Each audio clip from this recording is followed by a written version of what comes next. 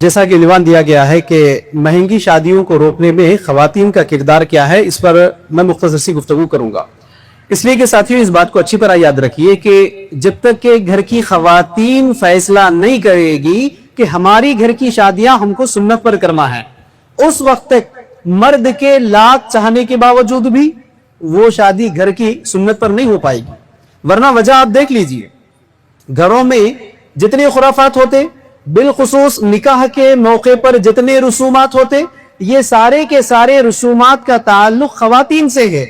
ورنہ کیا آج تک آپ نے اپنی زندگی میں کیا یہ مثال سنا آپ نے کہ ایک علاقے میں سارے خواتین تعلیم یافتہ تھے، تو خواتین نے فیصلہ کر لیا کہ ہمارے گھر پہ ہمارے بچے کی شادی میں، ہماری بچی کی شادی میں کسی بھی قسم کے رسومات نہیں ہوں گے، خواتین نے فیصلہ کر لیا، تو سارے کے سارے مرد حضرات جمع ہوئے، ہلدی کی رسم کھیل رہے تھے، سارے کے سارے مرد حضرات جمع ہوئے، سانچا کی رسم کھیل رہے تھے، مندے کی رسم کھیل رہے تھے، جماگی کی رسم کر رہے تھے۔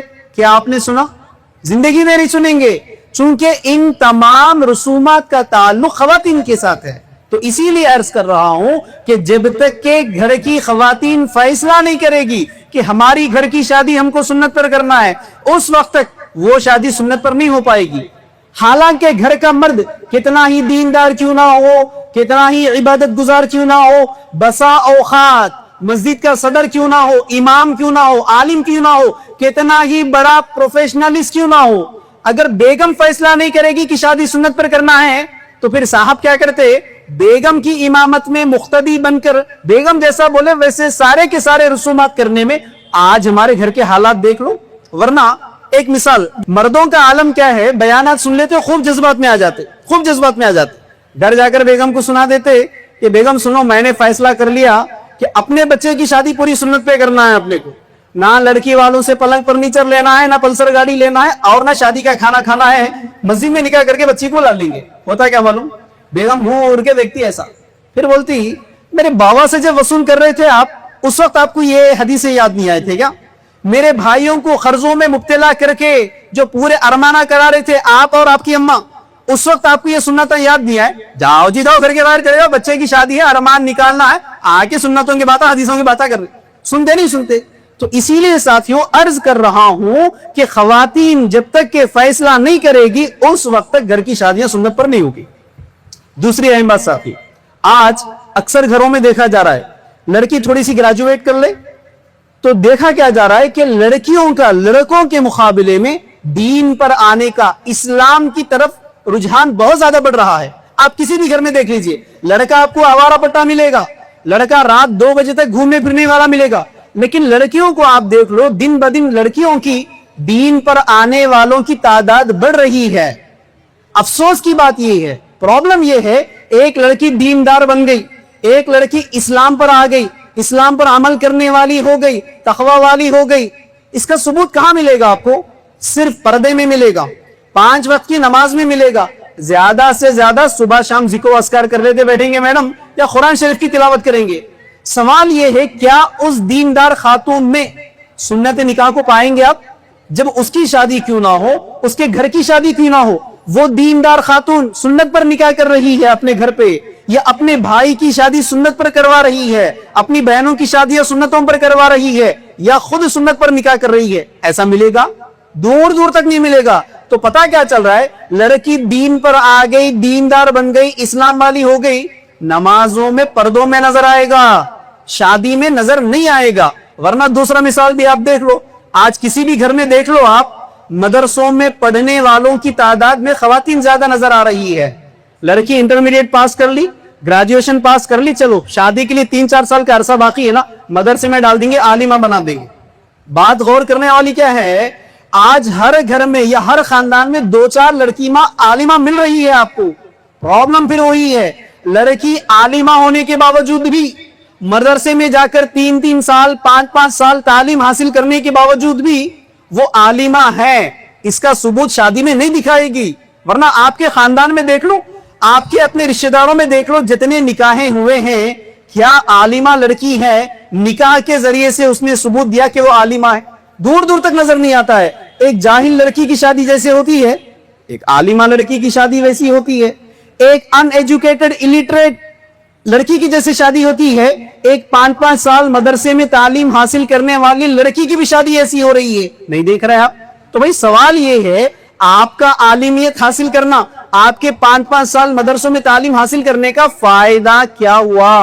हाँ, ज्यादा से ज्यादा फिर एक नमाज, उसमें तब्दीली हुई, बुरखे में तब्दीली हुई, पर्दे में तब्दीली हुई, अकायद के मसाइल, फिqही मसाइल सीखने में तब्दीली हुई, लेकिन समाज से ताल्लुक रखने वाला बड़ा जो सब्जेक्ट है जिसका इंपैक्ट आपके सारे खानदान के ऊपर पड़ता है, उसमें बिलखुसूस शादी सबसे पहले मरहले पर है, क्या उसमें कोई सबूत आपको मिलेगा?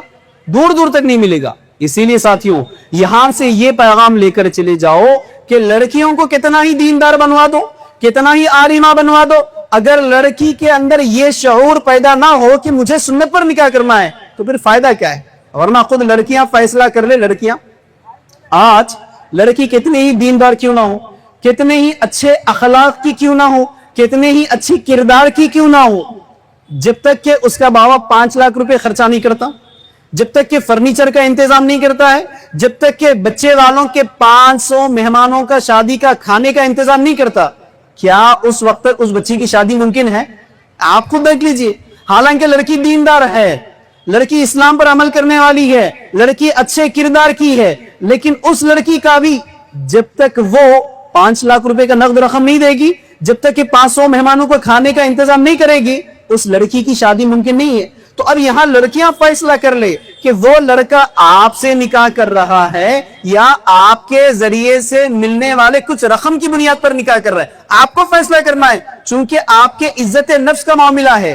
वरना लड़की की असल इज्जत तो ये है कि लड़के वाले कहे लड़की के बाप से, लड़के वाले कहे लड़की के बाप से कि अंकल आपकी लड़की का मेरे घर आना ही सबसे बड़ा जहेज है, आपकी लड़की पूरी जिंदगी भर के लिए मेरे घर जो आ रही है, अपने घर को, घर की यादों को छोड़कर जिंदगी भर के लिए जो मेरे घर आ रही है, आकर मेरी खिदमत करना है, मेरे वालिदैन की खिदमत करना है, होने वाले बच्चों की तरबियत आपकी बच्ची को करना है, बदले में वीकली कोई हॉलीडे नहीं है, मंथली कोई पेमेंट भी मिलने वाला नहीं है, रिटायरमेंट भी मिलने वाला नहीं है, तो आपकी लड़की इतनी बड़ी अजीम कुर्बानी देने के लिए मेरी जिंदगी में जो आ रही है, उसका आना ही मेरे लिए सबसे बड़ा जहेज है। अब उस लड़की के साथ मजीद कुछ चीजें देने की बात करके अपनी बच्ची की अहमियत को कम ना करो, बच्ची जिंदगी में आ रही वही काफी है। सवाल यह है, कोई लड़का कहता इस तरह? कोई नहीं कहता। तो आज लड़कियों को फैसला करके उठना है, मुझे शादी करना है तो सुन्नत पर निकाह करना है। जो लड़का मुझसे मेरी काबिलियत की बुनियाद पर निकाह ना करे, मेरी दीनदारी की बुनियाद पर मुझसे निकाह ना करे, मैं ऐसे लड़कों को रिजेक्ट कर देती हूं। लड़कियां फैसला करना चाहिए, वरना लड़कियों का इतना इल्म हासिल करने के बावजूद भी, लड़कियों की इतनी डिग्रियां हासिल करने के बावजूद भी, बात जब शादी की आ जाती तो बुज़दिल बन जाते मैडम, बुज़दिल बन जाते। वरना नहीं देख रहे आज, अगर कोई लड़की सुन्नत पर निकाह कर रही है, अगर उसका चर्चा लोगों में हो जाए, आवाम में अगर उसकी बात पहुंच जाए, तो वहां होना यह चाहिए कि लड़की फख्र महसूस करे, वहां लड़की अपने आप में फख्र महसूस करे। लेकिन आज सुन्नत निकाह को जिल्लत समझा जा रहा है। इसलिए मेरी बहनों, आप जब तक फैसला नहीं करोगे कि मुझे अपनी घर की शादियां सुन्नत पर करना है, उस वक्त तक मर्द के लाख चाहने के बावजूद भी वो शादी सुन्नत पर नहीं हो सकती है। अल्लाह रब्बुल आलमीन से दुआ है, ऐ परवरदिगारा, जो कुछ कहा और सुना गया है, कहने और सुनने वालों को इन तमाम बातों पर अमल करने की तौफीक अता फरमा। हम तमाम को अपनी शादियां सादगी के साथ सुन्नतों पर करने की तौफीक अता फरमा। वाखिर दावाना अल्हम्दुलिल्लाहि रब्बिल आलमीन।